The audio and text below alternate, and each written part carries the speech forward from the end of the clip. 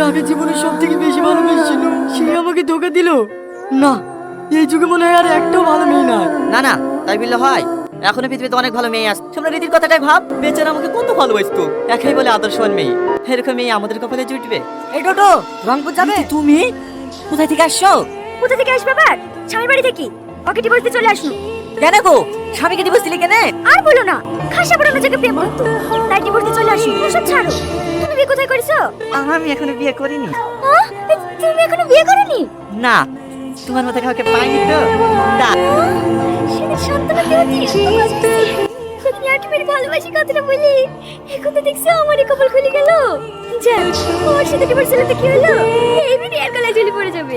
বলছি থাক, তোমাকে আর কিছু বুঝতে হবে না। যদি তারা আমার বললো তাহলে কি ভালোবাসি কথা বলে দিলে, তাই তো? কই না তো। একদমই যেতে বলবে না। এই টনি থামো। টনি, এই টনি, টনি।